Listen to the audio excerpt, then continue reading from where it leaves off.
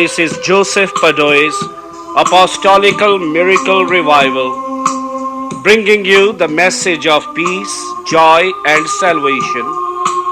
Jesus Christ, the same yesterday, today, and forever. Father, I pray for all those who are listening to this cassette. Righteous Father, let your Holy Spirit come upon each and every one of them.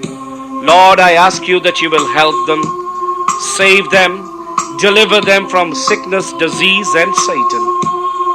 Let them know the joy of your salvation. Oh Father, open their understanding that they may be able to understand your word. Bless them, Jesus. Blessing of Father, Son, and Holy Spirit be upon each and every one of you. In Jesus' name, amen.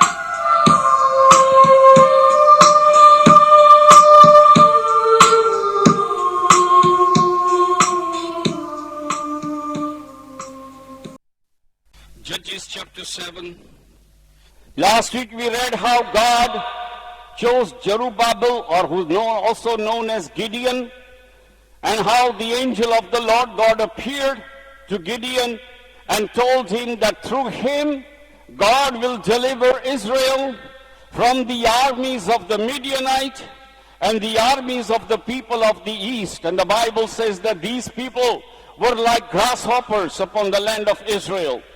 So we're going to read chapter 7, that how God delivers Israel from the multitude of the armies that came against Israel.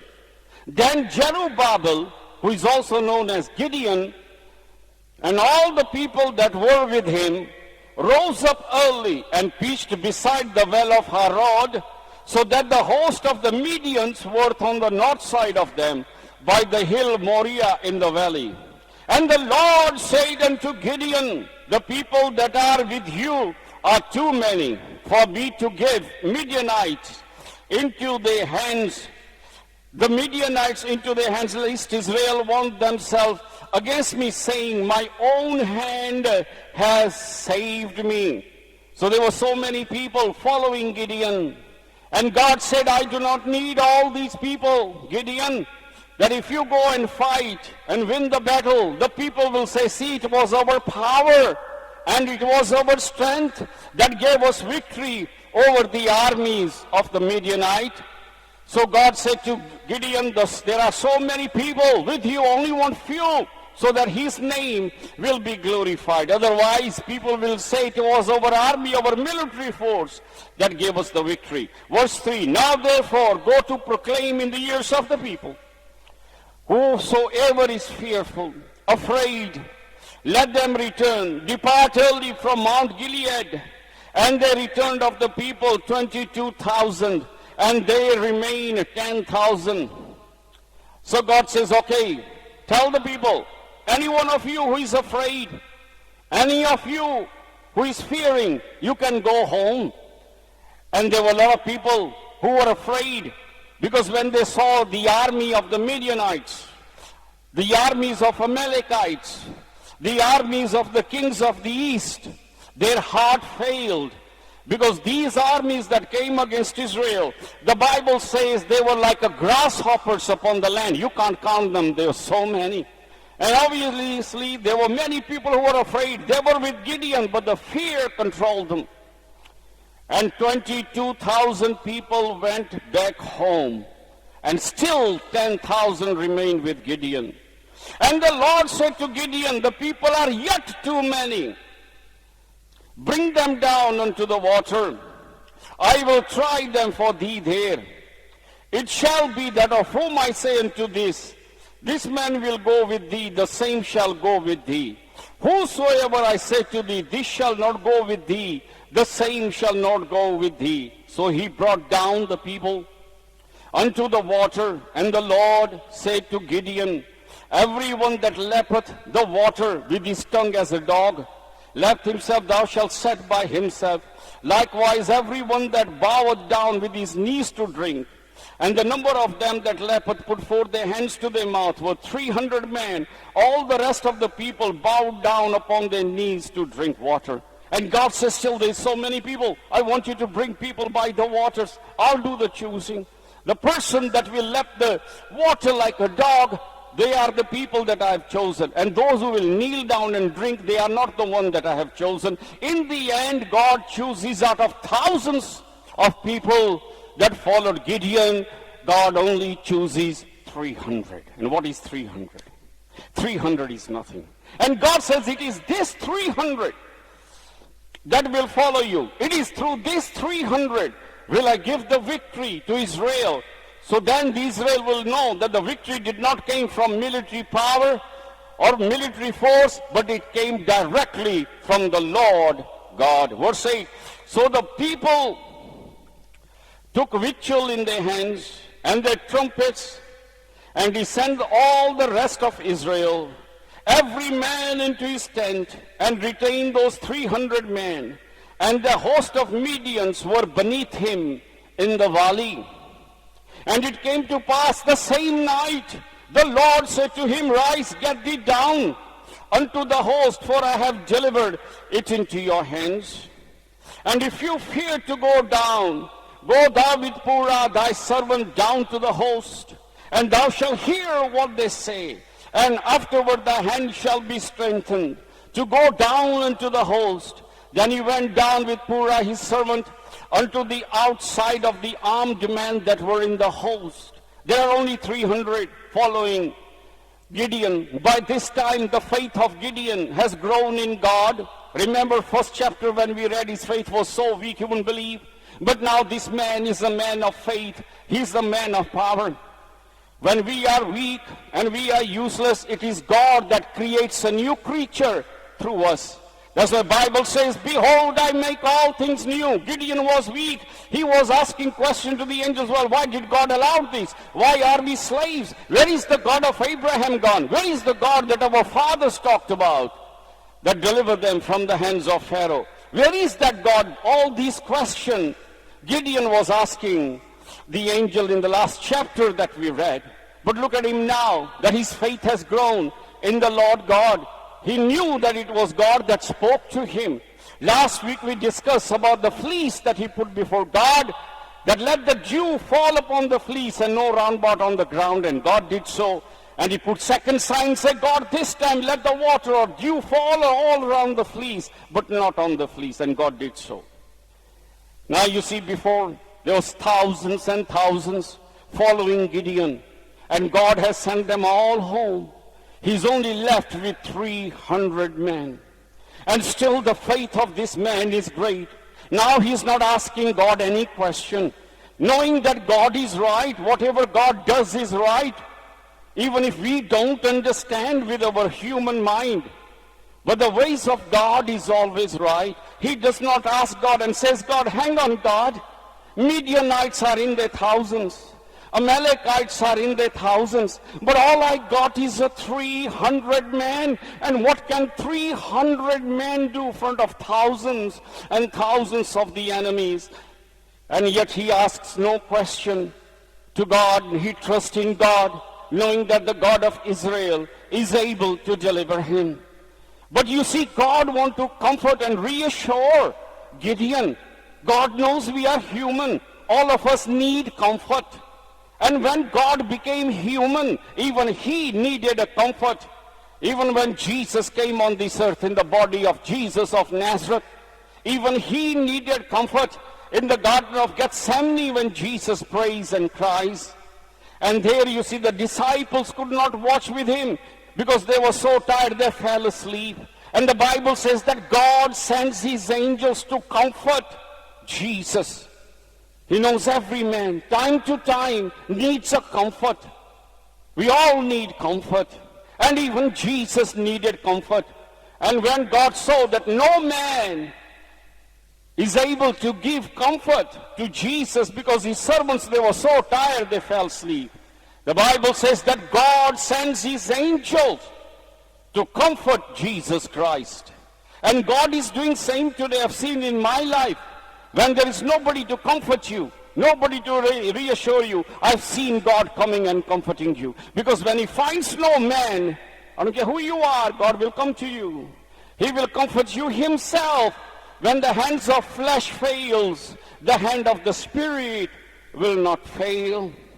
Here Gideon is asking no question, but God wants to comfort him.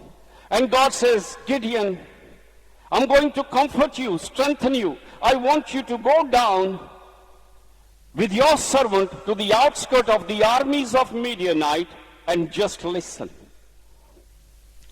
So Gideon goes with his servant to the outside of the armed men of the enemy to hear them speak. And the Midianite and the Amalekites, verse 12, and all the children of east lay alone in the valley like a grasshoppers. For the multitude, the camels were without number, as the sand by the sea of the multitude. It's giving us the picture. Okay, how many armies were there? How many people were there who were against Israel? It says they were the children of the Midianites. Then they were the children of the Amalekites. Then they were the children of the kings of the east. They all came to war, and they had so many camels, they had so many chariots, they had so much foot soldiers that cannot be numbered. It says it was impossible to number the armies of the enemy. But here is Gideon. He's only with 300 men. And God, as we know from this story, is giving Gideon the victory in the end. And this story that we read in the Bible has been repeated even in our time in Israel. Remember the 6-day war, which is the greatest of all wars, 6-day war in 1967. 14 Arab countries came against Israel. 14. And they were very big countries like Syria, Iran, Iraq, Egypt, even Pakistan sent the army. Morocco, Algeria, Libya, all these 14 Arab countries were there with all their host of camels, that means the tanks and everything they had. And Israel, among the vast, was like 300 men with the Gideon. And yet in 6 days, they pushed all these armies back and they ran. So it's not just Bible story. It has happened in history today. That God that delivered Gideon is still alive in 21st century. He's still working today. And he's still done that in Israel. He done mighty works. And he's still rebuking the armies of the east. They were all the armies of the east. Who were the Midianites? Who were the Amalekites? All these countries we see, Iran, Iraq, they were Midianites all. And they're still there today. And in 6 days, my friend, there was Israel with just 300, a little country. And there was a vast army in 67. They were all driven back. And you know how? Just 6 days. Just 6 days. Because God of Gideon still works today. So here it gives us the picture that there is so many people, there's so many multitude. The Bible says their camels were without number. You couldn't count the camels. So many tanks and jets. All these 14 Arab nations had. They had so many camels you couldn't count. So many tanks, so many jets, fighter planes. All these Arab countries had. But you couldn't count. And yet, the God of Gideon, with just 300 men, a little country, just 300 men, defeated all of them in 6 days. And it went into history. And they made pictures, films, because it was something fantastic and amazing. Because God of Gideon is working today. Amen. So it gives us the picture. There's so many camels they had. You could not count them. They were as a sand by the seaside. So much were the people, you couldn't count them. Verse 13, and when Gideon was come, behold, there was a man that told a dream unto his fellow. He said, behold, I dreamed a dream. Lo, a cake of barley bread tumbled into the host of Midians, came unto the tent, smote it. It fell, overturned it, that the tent lay alone. It's a funny dream. So Gideon goes in the evening and with his servants, and there are soldiers in the tent, the soldiers of the army talking, and he's listening. God said, just listen. And one of them said, the enemy, the Midianite, oh, I had a strange dream. And the other says, well, what dream did you have? It's too strange. He said, I saw the barley bread coming down. And that barley bread came down and it hit the tent and it knocked the tent down. We couldn't understand this dream. Verse 14, his fellow answered and said, the other person answers, this is nothing else save the sword of the Gideon, the son of Joash, the man of Israel. For his hand has God delivered Midians and all his host. The other servant answers, and God gives the other servant the wisdom. He says, you know what that dream means? That dream means the sword of the Gideon will give victory to the Jews, because the barley bread symbolized Israel. And the barley bread wasn't that popular. It was only poor people who ate it or like that. And yet it had power to knock down the tent of Midianite. That it is Gideon and his sword. Don't you know that God has given Midians into his hand? The other man is answering, because God reveals to other men the meaning of the dream. And Gideon is just listening. Now his faith is strengthened. Oh, the enemies are already saying, it's my sword that's going to give the victory. 15, and it was so when Gideon heard the telling of the dream, the translation thereof. You see, one man has a dream, to other God gives a translation. To the enemy, you know, God will use even the enemy to answer you. Here God is using the enemy to answer Gideon. Here God is even using the enemy to comfort Gideon. And sometimes God will today, the people you think is against you are the very one who will in your need will come and help you. Because God can even make them help you. Esau hated Jacob, but it was Esau who comes to help Jacob. Because God is able to change hearts. And that's what happens is the enemy. When the enemy had a dream, and it's God gave enemy the dream, and to the other enemy God gives a translation. You say, oh, only it means he's the sword of the Gideon, that God has given Gideon all the Midianites. And when Gideon heard, of course, his faith was even more strengthened. 15, and it was so when Gideon heard the telling of the dream, the interpretation thereof, that he worshipped and returned unto the host of Israel and said, rise, for the Lord has delivered into your hands the host of Midians. Here he has faith. He's not looking at the numbers. See, with God, you don't look at numbers. He's not looking at the numbers. Oh, I only got 300. He's not looking at the numbers. How many people are with him? He's looking at God and not at the numbers. He says, come on, get up now. It's time to fight. That God, I believe, he has given the Midianites into our hand. Look at this man's faith. He just seen the armies. He says, so much army, nobody can number. So many camels they had, nobody can number. And yet he's standing here with just 300 men saying, God has already given us the victory. This battle is fought, if you will think, even without using a sword. And he divided the 300 men into 3 companies. And this is what he does. He put a trumpet in every man's hand with empty pictures and the lamp within the pictures or clay pots. And he said to them, look on me, do likewise, behold, I come to the outside of the camp. It shall be that as I do, so he does. He said to the man, do whatever I tell you to do. So he gave trumpet in every man's hand. And they had a clay pots with the light inside, or candle inside. And he says, whatever I will do, just follow and do. When I blow the trumpet, verse 18, I and all that are with me, then blow ye the trumpet also on every side of the camp. And then say, the sword of the Lord and of the Gideon. So Gideon and the 300 men and the 100 men that were with him came unto the outside of the camp at the beginning of the middle watch. They had but newly set the watch. They blew the trumpet, breaks the pitchers that were in their hands. And the 3 companies blew the trumpets, break the pitchers, held the lamp in their left hand, trumpets on their right hand, and blew withal. They cried, the sword of the Lord and the sword of the Gideon. It is strange. So he divided those 300 men into 3 companies, 3 groups, 100 of each group.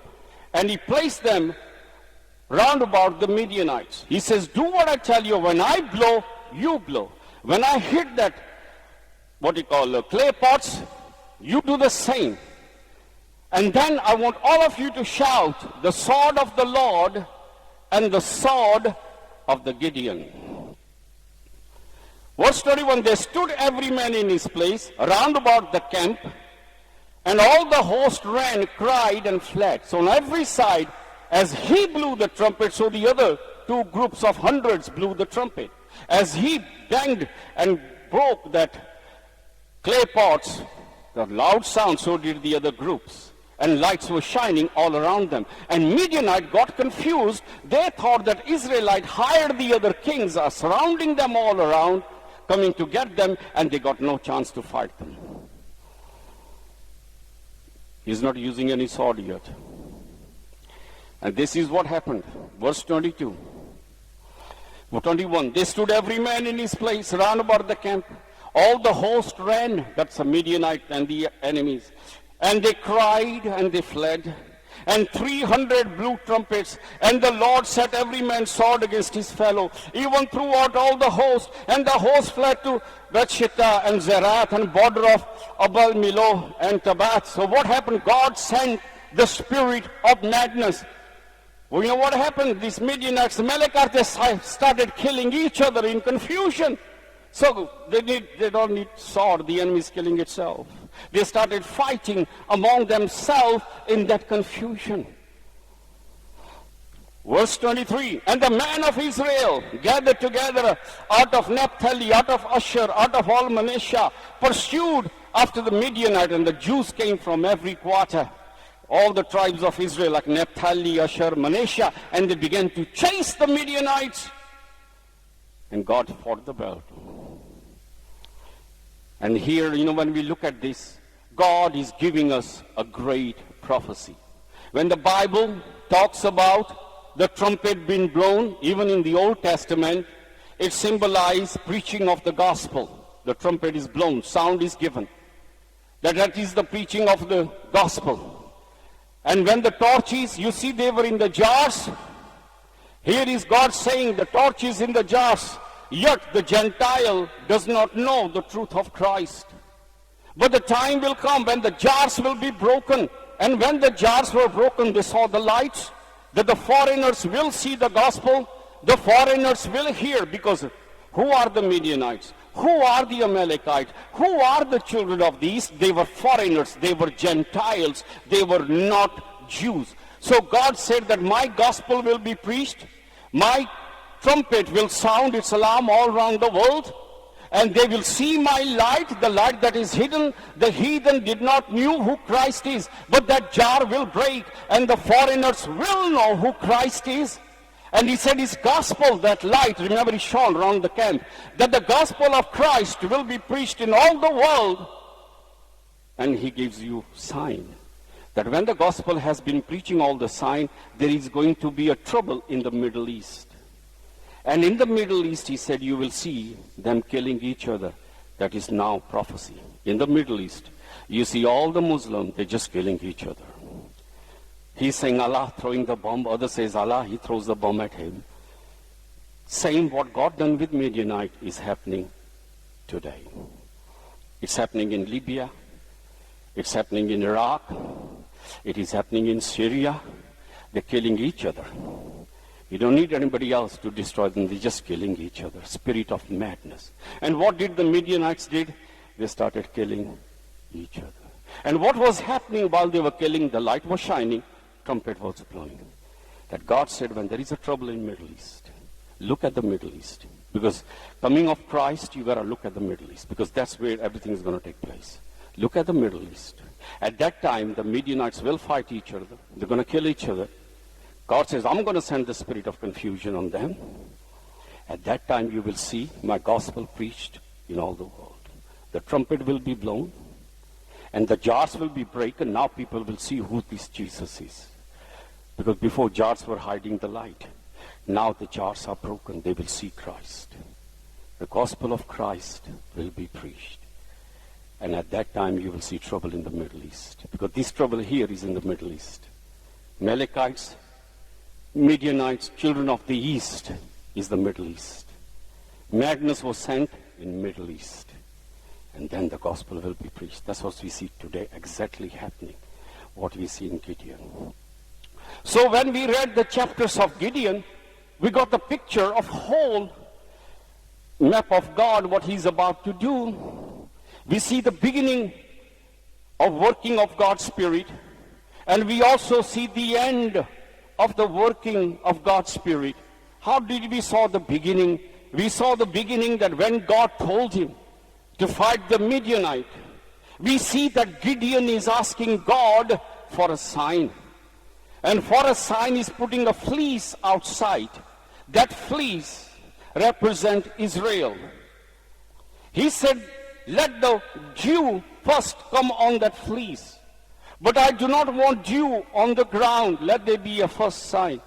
And Gideon woke in the morning and he saw that all the ground around the fleece was dry. But there was a dew on that fleece. And when he squeezed it, he got a bowl full of water. And here God says that the Holy Spirit will work and be poured on Israel. It is from Israel he will start. The Holy Spirit, the dew, represents the Spirit of God, will fall on that fleece. It will not fall on other countries. It will just fall on Israel. The church will start from Israel. The Holy Spirit first will be given to the Jews. It will be them who will be anointed with the Spirit. Then the Gideon goes again and says, God, one more sign. No more. This time, don't let there be any dew on the fleece. But I want dew all around the ground. He wakes up in the morning. He runs to see, is God answered? Yeah, God has. All the ground around the fleece is wet with the dew. But as for the fleece, it's dried. And that's what's happening with Israel. Time will come because of Israel's unbelief, because of Israel's doubt on God, because Israel did not accept Christ when it was preached. God will leave Israel for a while and he will go to the foreigners to preach. That's why you see the pouring of the Spirit now. Now we are seeing God's Spirit not on the fleece, outside the fleece. Now God's Spirit is poured all around the world, except the Jews. And Paul answers that through their unbelief, God turned to the foreigners. And now the fleece is dry, but the ground is wet. That God will turn to the foreigners, and the gospel will be preached to the foreigners, and the Holy Spirit, the dew is the Holy Spirit, will be poured upon the foreigners. And that's what it is today. So it's not Gideon that God has given a sign. He has given us the sign. First sign, pouring on the Jews. Second sign, pouring on the foreigners. And yet, Israel is yet dried. No Spirit is poured on them because Bible says, Paul answers in Rome, because of their unbelief, God turned to the Gentiles. So that's the beginning. Now we see the end. So God said, when you see a trouble in the Middle East, when you see the madness in the Middle East, because Midianites were Middle East, Amalekites are Middle East people. The children of the East are Middle East people. That when in the Middle East you see the madness, they're killing each other. You know why they're killing each other? God sent it. God sent the spirit of madness. Why were the Amalekites killing each other? Who sent that confusion? God did. And God will send that confusion among the Arabs and the Muslims. Remember, they killed so many people. It's time that the judgment should come on them. Nobody escaped the judgment of this God. And now you see the madness. And it is laughable. One man is saying, Allah throws the bomb. Other one can say, Allah throws it. You see, it's madness. They're just killing each other for nothing. And look at the countries. They all wanted to destroy Israel. Read the comments of great leaders of Arabs. And they all spoke big. They want Israel to be out of the map. They want to throw all the Jews in the sea. They want Israel to be non-existent. They want Israel to be ruined. But look at God. Israel is flourishing. Israel is prosper. But the Arab countries, it's a heap of rubbish. Look at Syria. Everything is finished. All the towns, all the shops, all the houses is nothing but a heap of mud. It's a graveyard. God says, when you see a trouble in Middle East, when you see this madness, that is the time that the light will shine on Gentiles and my gospel, the herald, will be preached to the world. Remember, Gideon divided these 300 men into a group of 100 on either side of the camp like that. So when the trumpet sounded, it to the enemy sounded like they are circled by the armies. And God says, all around the world, my gospel will be preached. The gospel that was hid from the foreigners, it was in the jar. The jar is going to be broken. They're going to see the light of Christ. And my gospel will be preached. So when we are looking at Gideon, friend, you're looking at very deep prophecy of Jesus Christ telling you what is to be. Now we are living in the time of this madness. And the gospel is preached. Amen?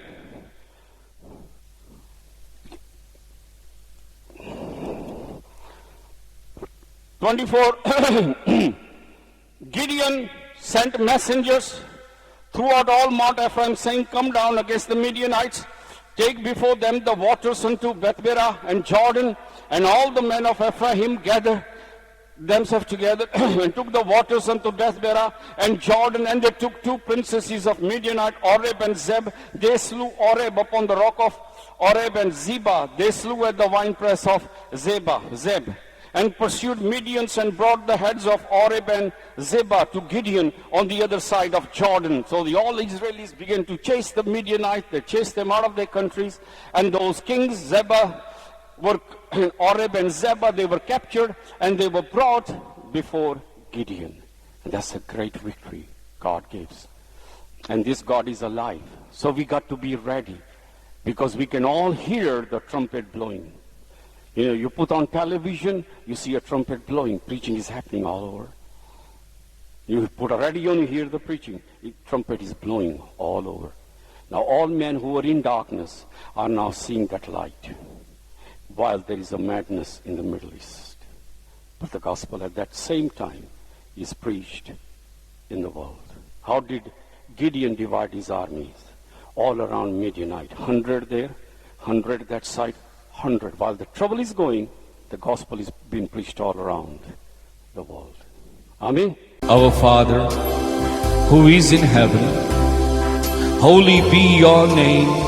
Your kingdom come, your will be done, in earth as it is in heaven. Give us this day our daily bread, O Lord, and forgive all our sins, as we forgive those who have sinned against us. Let's not be led in temptation, O Lord, but deliver us from evil. For yours is the kingdom, the power, and glory, through Jesus our Lord. May the blessing of Jehovah, His Son Jesus Christ, the power of the Holy Spirit be on you. May God of Israel make His face to shine on you. May the Lord bless you in Jesus' name.